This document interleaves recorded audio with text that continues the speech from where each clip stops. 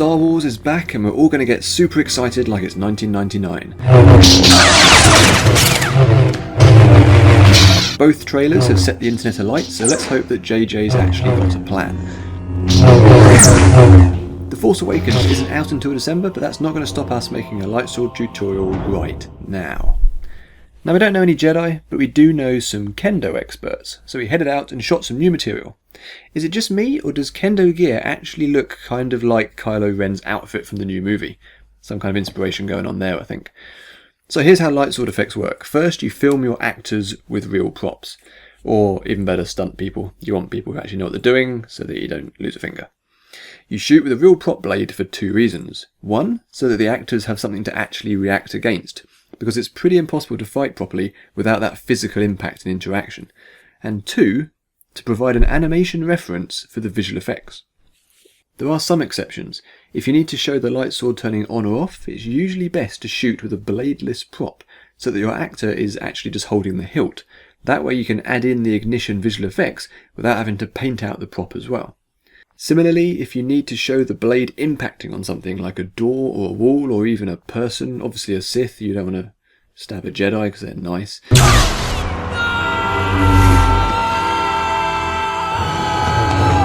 But it can be a lot easier if you shoot that with a prop that doesn't have a blade, so that you can actually get the hilt really close in, or maybe some kind of stunt blade, and that way when you put the effects back on, it really looks like it's going through that object. So once you've shot it, the second step is rotoscoping. That dreaded word. Now, the lightsword effect is almost always rotoscoped, and rotoscoping is a technique whereby individual frames of video or film are drawn over by the visual effects artist. That's how it was done in 1977, and that's still the main approach in 2015, although it will be interesting to see if the Episode 7 team has come up with some new techniques. Now, the reason it's traditionally always been such a manual process is that the blade tends to move so fast in a fight that it receives a huge level of natural motion blur, often disappearing entirely for multiple frames. It's hard enough for a human to track it, let alone for a computer to automatically keep hold of that movement. So back in the day, this basically meant pain. So much pain. So with The Force Awakens on the way, we set out to make HitFilm 3 Pro the best, fastest and easiest way to actually make lightswords. We've got some project files to go with this tutorial if you want to follow along, so either check the link in the description or click the download link on the info card.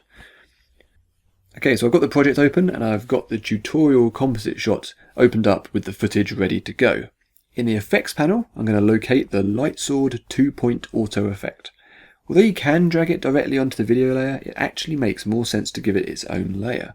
That gives you more control, making it easy to manipulate the effect, adding on additional post-processing effects without affecting the actual video clip.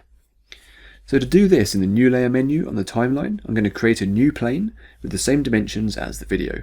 You can then add the lightsword effect onto that plane. So we currently have a black frame with a blue lightsword in the middle. We've got some work ahead of us. First up, let's sort out our blending. By default, the effect is using a screen blend. This makes sense if you do apply it directly to your video layer, as you'll then see the video underneath the effect. But we've applied it to a black plane layer, so all we're seeing underneath is a black plane layer. So instead, let's open up the lightsword in the controls panel and find the blend property right at the bottom of the lightsword's options. I'm going to switch this to none. What this means is that the only thing that is rendered from this layer is the effect itself. The black plane is no longer rendered. I can now go to the planes blend options up in the layer properties and switch that entire layer to screen blend. So that now screen blends back onto any layers that are underneath it on the timeline. This means we have a nice lightsword shape floating on top of our video. With the effects selected in the controls panel or down on the timeline, you can see that in the viewer there are two control points. These can be moved around to match the effect to the position of your prop. Before we do anything, it's time to turn on some keyframing. The ones you will basically always want to activate are found in the hilt and tip groups. Turn on keyframing for both position properties. Here's a pro tip. Don't rotoscope an entire shot, only then to discover that you didn't turn on keyframing. Not that I've ever done that. I'm talking entirely hypothetically. Only an idiot would do that. Moving on. So, I've positioned those 2 points. Now let's move forward a couple of frames and update the points' positions.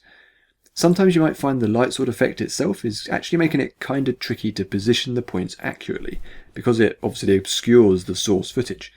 The good news is that if you disable the effect using the checkbox on the timeline or up in the controls panel, it doesn't turn off the control points.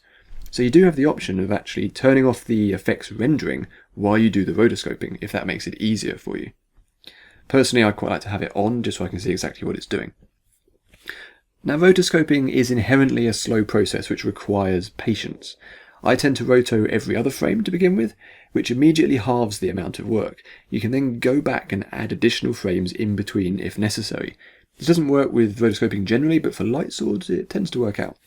The general rule of thumb is that the faster and more erratic the movement of the blade, the more keyframes you're going to need. Now, the benefit of HitFilm's system is that it keeps everything to an absolute minimum, with you only needing to position those 2 points. You'll note that the hilt and tip do actually have inputs for other layers, so you can drive the position from other animation or tracked data if you want to. So if you're using a particular blade that you can track, maybe you've got a point on the top and the bottom of it, and it's not moving too quickly, so you've got that tracking data, that's a really quick way to put this effect together. So with the effect turned on, we can see what's actually happening. What's pretty obvious is that we need to do some customization. Think of yourself as a Jedi constructing your first lightsword and picking your crystals, if you like. There are 3 main elements to the lightsword effect: the core, the inner glow, and the outer glow.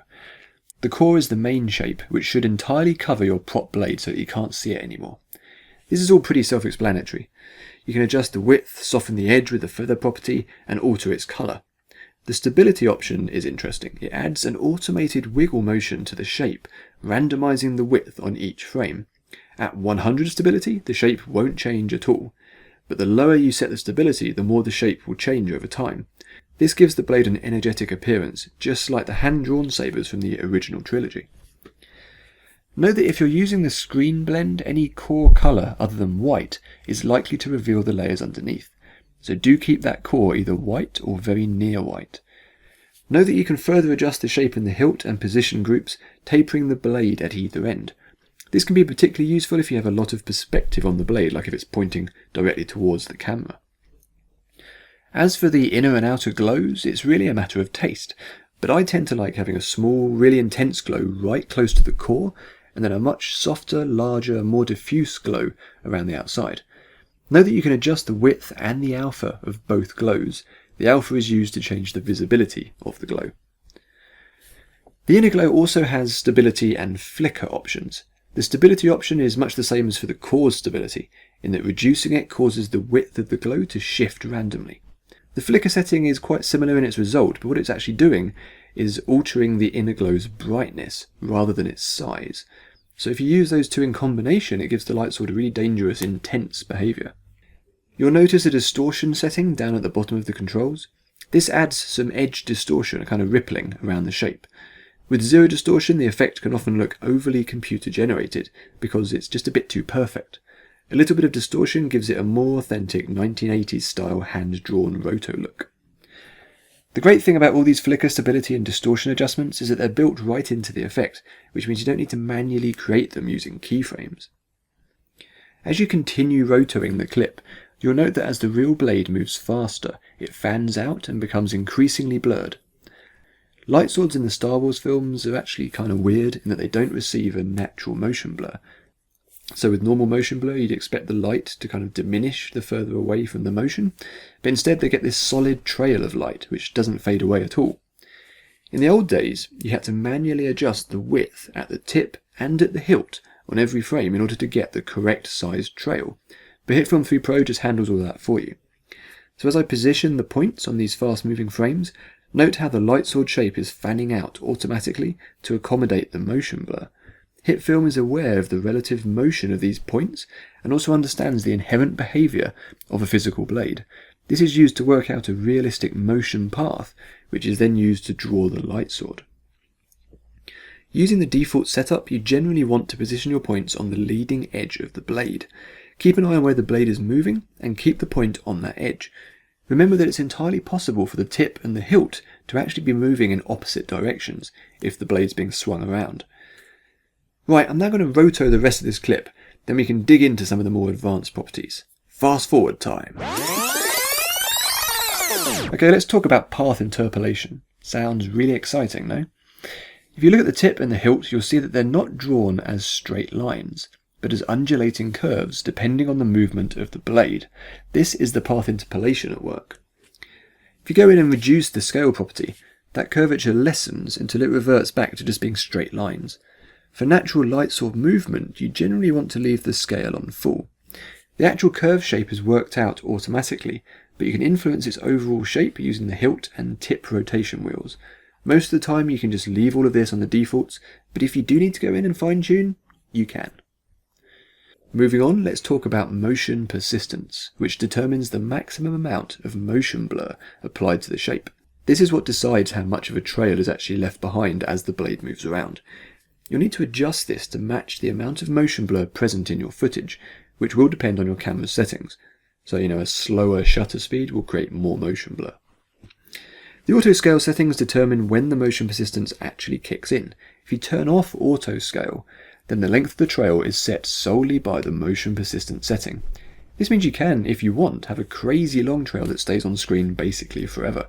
It's not right for the actual lightsword effects, obviously, but it might be interesting for some other effects or kind of a motion graphics usage. Maybe you could actually film someone moving around, drawing text onto the screen. With auto scale turned on, which is what you normally want if you're doing light swords, you get a bit more control. The speed and swing thresholds restrict when the motion persistence trail activates. If the speed and the swing aren't fast enough, the trail isn't drawn. This means you can ensure that you don't have a constantly smeary blade that is always just shifting around in its shape. And it ensures that it only gets that motion trail when it actually needs it, i.e. when the blade is moving really fast. On top of that, there's the minimum persistence. This can be used to maintain a minimum level of trail even if the speed and swing thresholds haven't been met. This is useful if you have footage that is inherently quite blurry. So that might have all sounded a little bit intimidating, but the good news is that for general lightsword action, all you really need to worry about is that motion persistence setting. So find a frame with fast movement and adjust that setting so that the trail covers the blur of your prop. And you're done. But it's always good to know that finer control is available should you need it. There's one other setting I skimmed over, which is the persistence shift. This adjusts where the trail is drawn relative to the control points. So like I mentioned earlier, with the default settings you should set your control points on the leading edge of the blade. But if for some reason you'd rather have your control points in the middle of the blade, or even on the trailing edge, you can use the persistent shift to move the trail back and forward in time relative to those points.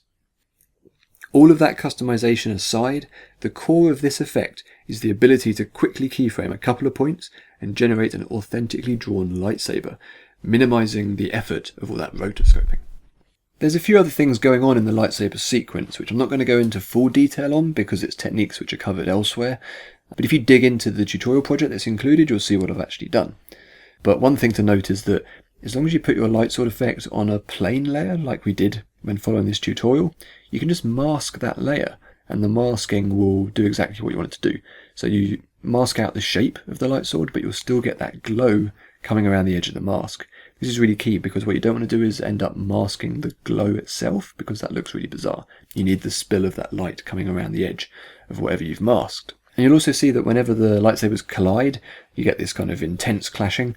This is actually just a completely standard HitFilm light flare, where I've just keyframed its intensity to suddenly appear when the light swords collide, and then over a couple of frames have it diminish away again. I've then enhanced that collision by adding on some additional effects, such as the anamorphic light flares, which just gives it a bit more of a kind of flaring out. The last bit that you may have noticed is that halfway through the clip, one of them ends up with the light sword connecting with his head, generating a load of sparks. Now obviously that's probably not exactly what would happen if you hit someone on the head with a light sword, but we'll just gloss over that. That's actually an incredibly simple effect. I didn't need to go into the particle simulator for that. You obviously could if you wanted a bit more interaction, but that is in fact just a very simple bit of stock footage which I've composited on top there. Any decent sparks stock footage will work for that. It just required positioning it, shrinking it down into position, just timing it up so that it appears when that blade connected. And that's about all there is to this lightsaber sequence. The whole point is that it's as quick as possible and as easy as possible, so that you can get out there and start making your lightsaber fan films without knowing that you have hours and hours and hours of roto work ahead of you. So there's a few months left until The Force Awakens, so you better start planning those fan films right now, and we really look forward to seeing what you come up with. As always, many thanks for watching, and I've got a pretty good feeling that we'll be back later in the year with some more Star Wars related tutorials. Until the next time, goodbye.